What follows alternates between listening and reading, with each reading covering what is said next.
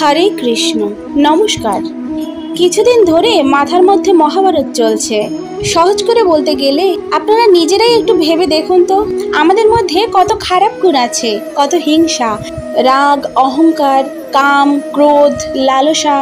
এই সমস্ত খারাপ গুণগুলো যদি কৌরবদের প্রতীক হয়, আর আমাদের মধ্যে থাকা হাতে গোনা কয়েকটা ভালো গুণ যদি পাণ্ডবদের প্রতীক হয়, তাহলে ধৃতরাষ্ট্র কে ছিলেন বলুন তো?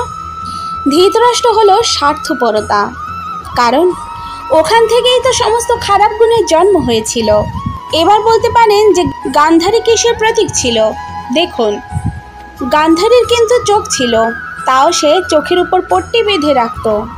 চোখের সামনে ঘটে যাওয়া সত্যগুলোকে সে দেখতে পেত না। এর মানে দাঁড়ায় কি বলুন তো? গান্ধারী হলো অন্ধবিশ্বাসের প্রতীক। এবার প্রশ্ন আসে, তাহলে পিতামহ ভীষ্ম কিসের প্রতীক ছিলেন? তিনি হলেন দায়িত্ববোধ। দায়িত্ব এবং প্রতিশ্রুতির জন্য অন্যায় দেখেও মুখ বুজে সহ্য করে গেছেন তিনি। এবার বলা যাক শকুনি কিসের প্রতীক ছিল? সে ছিল মাথার প্রতীক। একবার ভেবে দেখেছেন কী পরিমাণে কৃত্রিম বুদ্ধিমান ছিলেন শকুনি? শ্রীকৃষ্ণের পরিকল্পনাও সে ধরে ফেলত, যদিও বা একটু দেরিতে বুঝতে পারত। আর এবার বলুন তো, আমাদের ভগবান শ্রীকৃষ্ণ কিসের প্রতীক ছিল? তিনি ছিলেন আমাদের মন, আমাদের অন্তরাত্মা। তাহলে এবার বলুন, কর্ণ কিসের প্রতীক ছিল? কর্ণ খুব ভালো করেই জানতো কোনটা ভুল, কোনটা ঠিক। ধর্ম অধর্মের জ্ঞানও তার ছিল, কিন্তু তাও সে অধর্মের সাথ দিয়েছিল।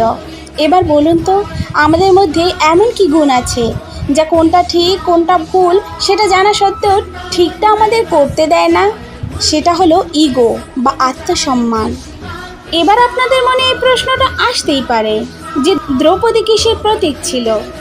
এই প্রশ্নের উত্তরের আগে বলুন তো, কুরুক্ষেত্রের যুদ্ধ কেন হয়েছিল? অধিকাংশ মানুষই বলবেন সিংহাসনের জন্য, কিন্তু এটা একদম ভুল। সিংহাসনের জন্য যদি যুদ্ধ হতো তাহলে তো পাণ্ডবরা অনেক আগেই যুদ্ধ করতে পারত। সেটা কিন্তু করেনি। তো করেছে কখন বলুন তো? হ্যাঁ, ঠিক ধরেছেন, দ্রৌপদীর বস্ত্রহরণের পর। তাই দ্রৌপদী এখানে আমাদের আত্মসম্মানের প্রতীক।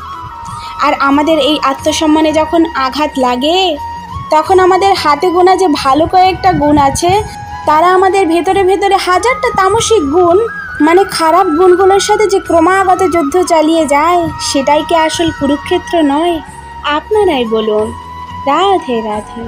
এই ভিডিওটা আপনাদের কেমন লাগলো অবশ্যই কমেন্ট করে জানাবেন, এবং এরকম আরও নিত্য নতুন ধর্মীয় বিষয় জানার উদ্দেশ্যে আমাদের চ্যানেলটিকে সাবস্ক্রাইব করে আমাদের পাশে থাকবেন। তো আজ এই পর্যন্ত, আবারও দেখা হবে নতুন কোনো ভিডিওতে। ততক্ষণ পর্যন্ত ভালো থাকবেন, সুস্থ থাকবেন। রাধে রাধে।